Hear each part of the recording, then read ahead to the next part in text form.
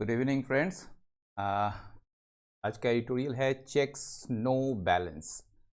यानी कि आज का जो एडिटोरियल है खासकर ये जो है चीन के बारे में है। चीन जो है वो बार बार भारत और जो अमेरिका के द्वारा कुछ आतंकवादियों को लिस्टिंग करने का काम या प्रपोजल्स दिया जाता है, उस पर वो बार बार अड़ंगा लगाता है। शायद भारत का मतलब शायद क्या ये स्पष्ट है कि भारत का ये कहना है कि ये जो है एक राजनीतिक पूर्वाग्रह से प्रेरित कदम है ये, क्योंकि ये पाकिस्तान के प्रति चाइना का ये राजनीतिक पूर्वाग्रह है। तो इसी पर जो है आज का ये हेडलाइन है, चेक्स नो बैलेंस। सबसे पहले तो ये समझिए कि चेक्स एंड बैलेंस जो होता है ये एक फ्रेज है। चेक्स एंड बैलेंस जो होता है वो क्या है कि ये एक नियम होता है, एक रूल्स होता है that is intended to prevent someone from having all the power या having all the power in his position. यानी कि कोई भी चीज़ या कोई भी जो व्यक्ति है एक ऑर्गेनाइजेशन में, उसको सारा मतलब कि ये मिल जाए आपको, मतलब कि पावर मिले, या फिर आप ऐसे भी कह सकते हैं separation of control among several government organisation, just like आप कह सकते हैं जुडिशरी, लेजिस्लेचर, ठीक है, एग्जीक्यूटिव। तो ये चेक्स एंड बैलेंस के थ्रू क्या होता है, ये एक फेयर रखने की, मतलब कोई भी सिस्टम को ना फेयर रखने की बात होती है। क्योंकि अगर चेक्स एंड बैलेंस नहीं होगा तो क्या होगा कि कोई एक अंग जो है सरकार का या ऑर्गेनाइजेशन में कोई एक व्यक्ति जो है उसको सारा पावर मिल जाएगा और वो उसका गलत इस्तेमाल कर सकता है। इसलिए चेक्स एंड बैलेंस, यानी कि चेक्स का मतलब हो गया नियंत्रण और बैलेंस का मतलब संतुलन स्थापित करना। मतलब ये बैलेंस बना के रखना कैसे, तो एक दूसरे पर नियंत्रण रख कर। तो लेकिन यहाँ पर बात हो रही है चेक्स नो बैलेंस, यानी कि नियंत्रण तो है लेकिन कोई संतुलन नहीं है। यानी कि एक तरीके से आप कह सकते हैं असंतुलित अड़ंगा कह सकते हैं इसको, एक अड़ंगा लगाती है ये। आपको बता ही दिए हैं कि चाइना के ऊपर ये आज का एडिटोरियल है। तो ये अड़ंगा लगाया जाता है चाइना के द्वारा बार बार,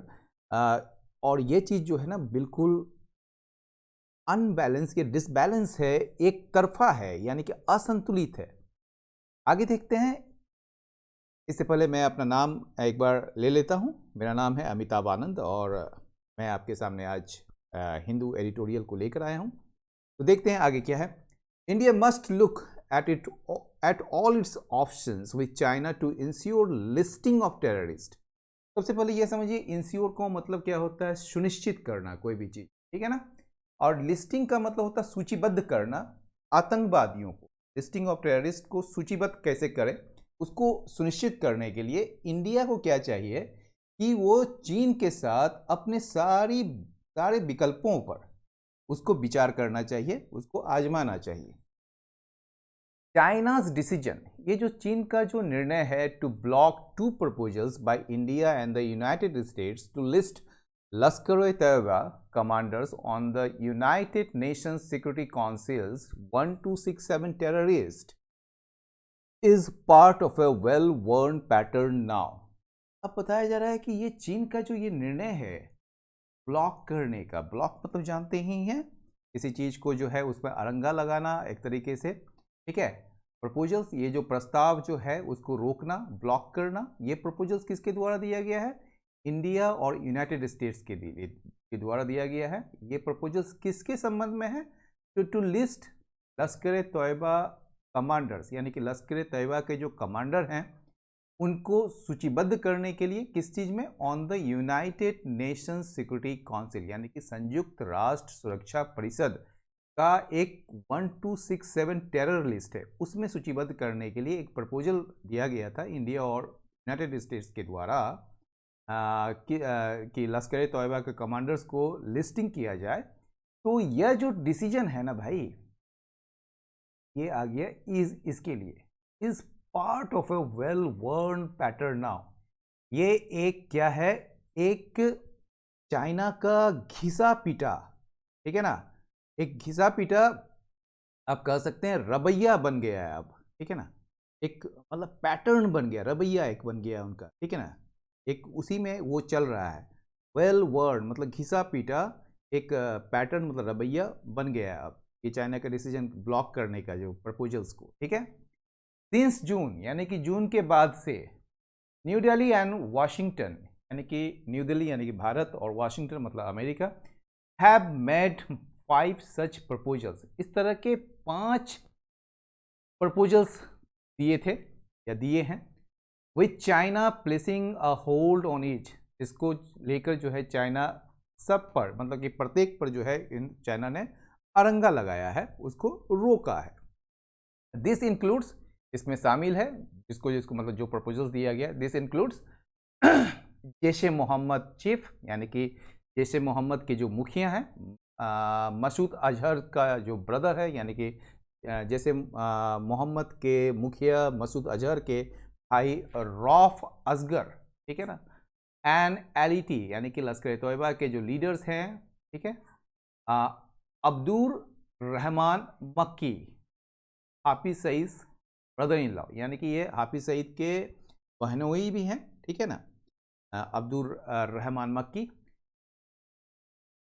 26/11 हैंडलर यानी कि 26/11 के जो हमले हुए थे भारत में उसमें जो शामिल थे कौन थे, ये Sajid Mir, and the latest और अभी जो हाल ही में लिस्टिंग रिक्वेस्ट जो भेजा गया है किसके लिए, तालहा सईद जो कि हाफिज सईद के सन हैं, एंड शाहिद महमूद, और ये शाहिद महमूद को अभी हाल ही में लिस्टिंग रिक्वेस्ट भेजा गया था, जिन पर चार्ज है यानी कि हु इज चार्ज्ड, जिसका आरोप है with recruitment and collection of funds for the terror group, यानी कि आतंकी समूह के लिए रिक्रूटमेंट करना यानी कि भर्ती करना और धन जमा करना या धन एकत्र करना, उन पर चार्ज है, ये पर आरोप है ये। ईच ऑफ दीज मैन, इनमें से प्रत्येक लोग हैज बीन लिस्टेड, उनको लिस्ट किया गया, सूचीबद्ध किया गया है एज डेजिग्नेटेड टेररिस्ट यानी कि एक नामित आतंकवादी के रूप में। कहां पर किया गया है, in India's unlawful activities prevention act terror list, यानी कि भारत के अनलॉफुल मतलब एक तरीके से आप कह सकते हैं गैर कानूनी गतिविधि रोकथाम अधिनियम, टेरर लिस्ट यानी कि आतंकी जो सूची है उसमें इसको शामिल किया गया है। साथ ही साथ as well as on the Federal Bureau of Investigation और यूएस ट्रेजरी लिस्ट, और साथ ही साथ जो है ये जो FBI है अमेरिका में, फेडरल ब्यूरो ऑफ इन्वेस्टिगेशन में भी शामिल है ये, या फिर यूएस के ट्रेजरी लिस्ट में भी शामिल है।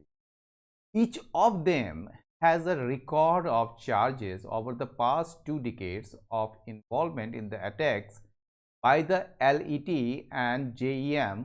organizations that are banned by the UN and responsible for targeted strikes in India, from the IC-814 hijack, Parliament attack and Mumbai 26/11 to Pathankot, Puri and Pulwama। अब इसको तोड़िए, ये बड़ा सा वाक्य है, तोड़िए इसको, कैसे तोड़ेंगे आप, इनमें से जो प्रत्येक लोग हैं उन पर एक रिकॉर्ड है चार्जेस का, आरोप का एक मतलब रिकॉर्ड है उन पर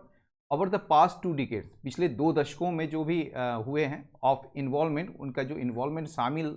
हुए अटैक्स में यानी कि हमले में by the LET and JEM, ठीक है, यानी कि लश्कर तोयबा और जैसे मोहम्मद के द्वारा जो हमले किए गए थे उसमें जो इनका जो शामिल होना या इनका इन्वॉल्वमेंट जो था पिछले 2 दशकों में, उसके आरोप का इनके पास रिकॉर्ड है, ठीक है ना, मतलब कि इनका रिकॉर्ड है।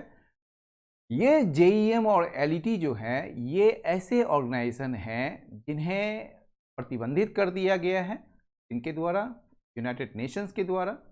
एंड रिस्पॉन्सिबल फॉर टारगेटेड, और ये जो हैं जिम्मेदार हैं किसके लिए, टारगेटेड स्ट्राइक्स यानी कि लक्षित जो हमले किए गए हैं इन इंडिया में उसके लिए रिस्पॉन्सिबल हैं। ये क्या क्या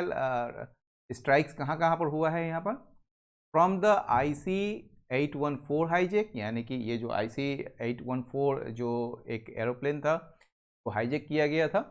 फिर पार्लियामेंट अटैक किया गया था, संसद में हमले किए गए थे, मुंबई 26/11 किए गए थे, और क्या किए गए थे, पठानकोट हमले किए गए थे, उड़ी में हमले किए गए थे, और पुलवामा, इन जगहों में जो है इनका टारगेटेड स्ट्राइक्स था, तो उसके लिए ये रिस्पॉन्सिबल है। ठीक है, तोड़ तोड़ के समझ गए। इवन सो, ठीक है, इवन सो चाइनाज रिस्पॉन्स, ठीक है, फिर भी चाइना का जो प्रतिक्रिया है या चाइना का जो रवैया है to the request has been consistently recalcitrant, यानी कि फिर भी चाइना का जो रवैया है इस अनुरोध के लिए या इस अनुरोध के प्रति कि उनको जो है लिस्टिंग किया जाए टेरर लिस्ट में, तो उसके प्रति जो इनका रवैया है या प्रतिक्रिया जो है वो लगातार रहा है, अड़ियल रहा है, यानी कि रिकैल्सिट्रेंट रहा है, मतलब बड़ा जिद्दी, बड़ा अड़ियल रहा है। प्लेसिंग होल्ड अपॉन होल्ड, ये बार बार जो है अरंगा पर अरंगा लगाया जा रहा है ऑन द प्रपोजल्स मेड, यानी कि जो प्रपोजल्स दिए जा रहे हैं उस पर अरंगा लगाया जा रहा है। Regardless of the figure it cuts in the global counter terrorism space, फिर भी या भले ही या इसकी कोई परवाह नहीं है कि इस सब सारे मतलब रिगार्डलेस का होता है, फिर भी भले ही या फिर आप कह सकते हैं का कोई परवाह नहीं है कि इसकी जो छवि है, फिगर मतलब छवि, ये बनाती है, कट्स मतलब यहाँ बनाती है in the global counter terrorism space, यानी कि जो वैश्विक काउंटर टेररिज्म का मतलब हो गया आतंक विरोधी जो मुहिम है, जो स्पेस है, उसमें जो इसकी क्या छवि बनती है उसके परवाह किए बिना ये जो है क्या कर रहा है, ये अपना रुख जो है वो क्या बनाए रखा है, अड़ियल बनाए रखा है, और बार बार अरंगा पर अरंगा लगाया जा रहा है, using what New Delhi has forcefully criticise, जिसे जो है न्यू दिल्ली ने यानी कि भारत ने बहुत दमदार तरीके से आलोचना किया है, किसके रूप में, एज अ पॉलिटिकल बायस, एक राजनीतिक पूर्वाग्रह है किसके प्रति, चाइना का, पाकिस्तान के प्रति, टू स्टिमाई द प्रोसेस, प्रक्रिया को रोकने के लिए पाकिस्तान के प्रति जो पॉलिटिकल बायस है चाइना का, उसका भारत ने फोर्सफुली क्रिटिसाइज किया। गिवन द सिचुएशन, या गिवन जो है ना ये प्रीपोजिशन है, ठीक है ना, और इसका मतलब होता है इसे देखते हुए, कंसीडर करना। तो इस स्थिति को देखते हुए भारत के पास 3 स्पष्ट विकल्प है। क्या क्या है, the government can abandon the effort, यानी कि सरकार जो है वो छोड़ सकती है प्रयास को, कब तक, जब तक कि चाइना को राजी ना कर लिया जाता है, टू चेंज इट्स इंस्टेंस, यानी कि अपने रुख को बदलने के लिए राजी ना कर लिया जाता है, या फिर और it can continue to bring terrorist listing proposals, या फिर इंडिया, इट मतलब इंडिया जो है लगातार लेकर आ सकती है टेररिस्टिंग प्रपोजल्स को यूएन में, ठीक है ना, नोइंग, ये जानते हुए कि they will be blocked by China, कि इसको जो है ब्लॉक कर दिया जाएगा चाइना के द्वारा, कि इस पर फिर से अरंगा लगा दिया जाएगा चाइना के द्वारा, बट शोइंग, लेकिन यह भी दिखाते हुए कि that China is indeed misusing its power as a permanent member of the Security Council, लेकिन यह भी दिखाते हुए कि चाइना जो है यानी कि चीन जो है वो सचमुच में मिसयूज कर रहा है, दुरुपयोग कर रहा है अपनी शक्ति का, एक परमानेंट मेंबर के रूप में सिक्योरिटी काउंसिल का, यानी कि सुरक्षा परिषद के अस्थायी सदस्य के रूप में अपनी शक्ति का वो मिसयूज कर रहा है, ये भी दिखा रहा है इस चीज से। Neither route या neither route will however ensure India's goal of listing the remaining leadership of the terror groups. इनमें से कोई भी जो रास्ता है हालांकि सुनिश्चित नहीं करेगा भारत के जो लक्ष्य है लिस्ट करने की, सूची में डालने की, remaining leaders of the terror group, ठीक है ना, यानी कि जो बचे हुए लीडर्स हैं, जो मतलब कि जो नेता हैं, मतलब कि इसके जो भी टेरर ग्रुप्स में शामिल है लीडरशिप, ठीक है, बचे हुए या बाकी, उसको लिस्ट करने का जो भारत का लक्ष्य है उसको ये सुनिश्चित नहीं कर पाएगा, उसको ये पूरा नहीं कर पाएगा, इनमें से कोई भी रूट, कोई भी रास्ता। अ थर्ड ऑप्शन, तीसरा विकल्प क्या है, वो है कि आप क्या करें, एक डिप्लोमेटिक चैनल खोलें, यानी कि राजनीतिक बातचीत का दरवाजा खोलें, इनके साथ दैट फोकसेस, जिसका फोकस जो है, जिसका मतलब कि फोकस जो है on the issue of global cooperation on terrorism, यानी कि आतंकवाद पर वैश्विक सहयोग के मुद्दे पर केंद्रित होना चाहिए, जो ठीक है ना, separate from other fractious bilateral issues, जो अलग होना चाहिए किस चीज से, जो अन्य फ्रैक्सिस का मतलब ट्रबलसम, जो ऐसा इशू जो आप मतलब कहीं ना कहीं एक झगड़ा पैदा करता हो, एक फ्रिक्शन पैदा करता हो, उसको फ्रैक्सिस कहते हैं। तो ये अलग हो अन्य फ्रैक्सिस बायलैटरल इशू से, द्विपक्षीय मामलों से। और क्या होना चाहिए, टू इंड्यूस बेजिंग, तो पेचिंग पढ़ते हैं एक्चुअल में, लेकिन क्योंकि बार बार बी से होता है तो ये बीजिंग बीजिंग बीजिंग बार बार आ रहा है, ठीक है ना। तो असल में जो है इसका उच्चारण जो है वो पेचिंग होता है।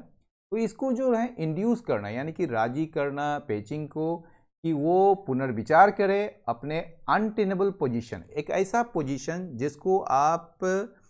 डिफेंड नहीं कर सकते हैं, ठीक है। तो अनटेनेबल पोजीशन मतलब कि एक बड़ा वीक पोजीशन है चाइना का इस मामले को लेकर, तो उस पर जो है फिर से रिकंसीडर करे, ठीक है। While the last option seems the most difficult, हालांकि ये जो तीसरा ऑप्शन है, यानी कि तीसरा जो बताया कि एक बायलैटरल ये खोले, ये जो तीसरा है ना, ये थर्ड ऑप्शन मतलब एक डिप्लोमेटिक चैनल खोले चाइना के साथ, लेकिन वही बोल रहा है कि हालांकि ये जो लास्ट ऑप्शन है, तीसरा option, seems the most difficult, ये लगता तो है बहुत मुश्किल है, लेकिन नामुमकिन नहीं है, if not possible. It must be remembered, ये याद किया जाना चाहिए, दैट चाइना वॉज परसुएडेड, यानी कि चीन को राजी किया गया था, to grey list Pakistan at the Financial Action Task Force from 2012 to 2015 and from 2018 to the present, यानी कि चाइना को राजी किया गया था कि वह जो है 2012 से 2015 के बीच और फिर 2018 से वर्तमान समय तक जो है फाइनेंशियल एक्शन टास्क फोर्स में पाकिस्तान को शामिल करने के लिए चाइना को राजी किया गया था, एंड रिमूव इट्स होल, और यह भी राजी किया गया था कि वो अपना अरंगा जो है वो हटा ले और अनुमति दे टेरर लिस्टिंग का of Masood Azhar at the UNSC, यानी कि यूनाइटेड नेशन सिक्योरिटी काउंसिल में, यानी संयुक्त राष्ट्र सुरक्षा परिषद में 2019 में मसूद अजहर को सूचीबद्ध, यानी कि उसको सूची में डालने के लिए वो तैयार हो, ठीक है, इसके लिए वो राजी हुआ था। आफ्टर ब्लॉकिंग सच अटेम्प्ट सिंस 2009, यानी कि इसके पहले जो है उन्होंने इस प्रकार के जो प्रयास थे उसको 2009 से ही इन्होंने बार बार अड़ंगा लगाया था या रोका था। उसके बाद 2019 में तैयार हो गया कि मसूद अजहर को यूएनएससी की लिस्ट में डाल दिया जाए। एज पाकिस्तान मूव्स मतलब अलग होना, the FATF grey list as it is expected to on Friday, ठीक है, जैसा कि उम्मीद है शुक्रवार को कि पाकिस्तान जो है FATF ग्रे लिस्ट से अलग हो जाएगा या उससे निकल जाएगा। इट इज़ टाइम, ये समय है, यह सही समय है भारत के लिए कि वो मतलब वो विचार करे all its options with China, यानी कि चाइना के साथ अपने सारे विकल्पों पर विचार करे, ताकि जस्टिस, यानी कि इंश्योर जस्टिस, मतलब ताकि न्याय दे सके, न्याय दिला सके या न्याय को सुनिश्चित कर सके for all the victims of the cross border terrorism, मतलब कि सीमा पार से जो आतंकवाद या आतंकी घटना जो हो रहे हैं उसके जो पीड़ित हैं, उससे जो पीड़ित हैं उनके लिए जस्टिस इंश्योर कर सके, यानी सुनिश्चित कर सके। ये जो टेररिज्म है दैट हैज़ एग्जैक्टेड मतलब डालना a deep and lasting toll, ठीक है ना, that has exacted a deep and lasting toll on the country, जिसने देश में जो है एक गहरा और अस्थाई जख्म दिया है, ठीक है। तो आज का एडिटोरियल यहीं समाप्त हुआ। अगर आपको कुछ इस एडिटोरियल से समझ में नहीं आया हो तो अपना प्रश्न भेज सकते हैं, मैं उसको कोशिश करूंगा डील करने की। अब इजाज़त दीजिए, बहुत बहुत धन्यवाद।